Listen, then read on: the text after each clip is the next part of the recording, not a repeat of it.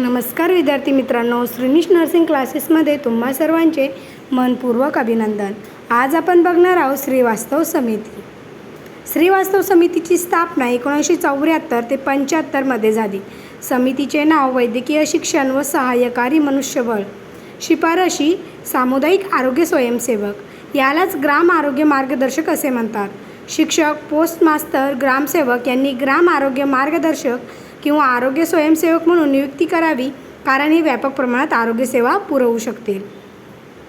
तर श्रीवास्तव समितीने शिफारशी केली होती सामुदायिक आरोग्य स्वयंसेवक, शिक्षक, पोस्ट मास्तर, ग्रामसेवक, ग्राम आरोग्य मार्गदर्शक किंवा आरोग्य स्वयंसेवक यांचा जनतेसोबत जास्त प्रमाणामध्ये संपर्क येतो, त्यामुळे हे लोक आरोग्य सेवा अधिक प्रमाणामध्ये किंवा व्यापक प्रमाणामध्ये पुरवू शकतील। त्यामुळे सामुदायिक आरोग्य स्वयंसेवक नेमण्यात आला। त्याला काय म्हणत होते तर ग्राम आरोग्य मार्गदर्शक असेही म्हणत होते। नंतर आहे त्रिस्तरीय प्राथमिक आरोग्य स्तराचा पुरस्कार केला। त्यामध्ये ग्रामीण आरोग्य कार्यकर्ते, उपकेंद्र, प्राथमिक आरोग्य केंद्र यांचा समावेश होता। नंतर बघूयात ROME कार्यक्रमाची सुरुवात। ROME म्हणजे रिओरिएंटेशन ऑफ मेडिकल एज्युकेशन। PSC अर्थात प्राथमिक आरोग्य केंद्रांना वैद्यकीय महाविद्यालयांना सामावून घेण्यासाठी हा रोम कार्यक्रम श्रीवास्तव समितीच्या शिफारशीवरूनच करण्यात आला।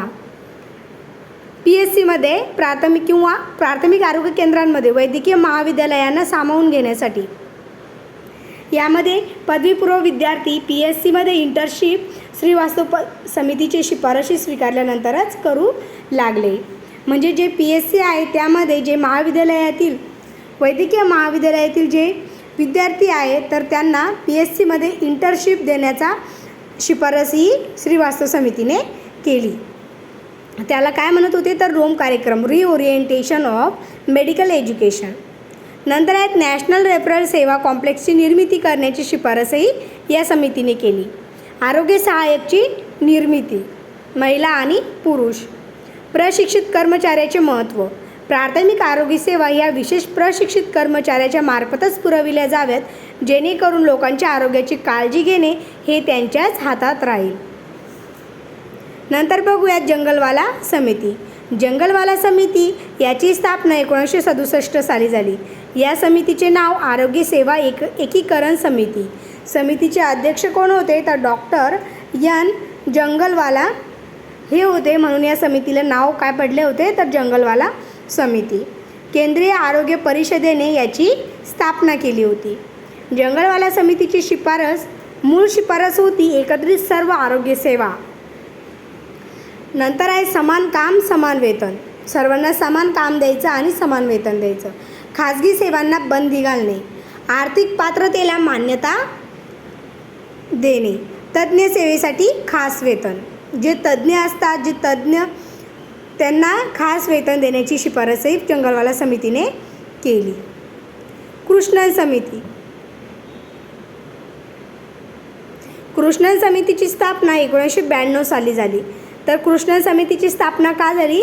आतापर्यंत स्थापन करण्यात आलेल्या विविध समितीच्या शिफारशींचा कितपत आरोग्य सुविधांचा विकास झालेला आहे याचे मूल्यमापन करण्यासाठी कृष्णन समितीची स्थापना करण्यात आली होती।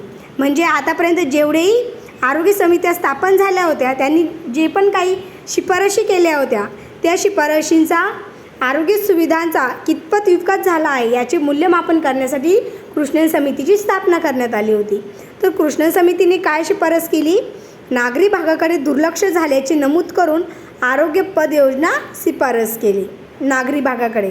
नागरी भागातील झोपडपट्ट्यांमध्ये प्रत्येकी 2000 लोकसंख्येमागे एक स्वयंसेवी आरोग्य सेवकाची नेमणूक करण्याची शिफारस केली। कोणी तर कृष्णन समितीने। मित्रांनो, अशीच नवनवीन व्हिडिओ पाहण्यासाठी श्रीनिश नर्सिंग क्लासेसला सबस्क्राईब करा आणि बेल आयकॉनवरती क्लिक करायला विसरू नका। धन्यवाद।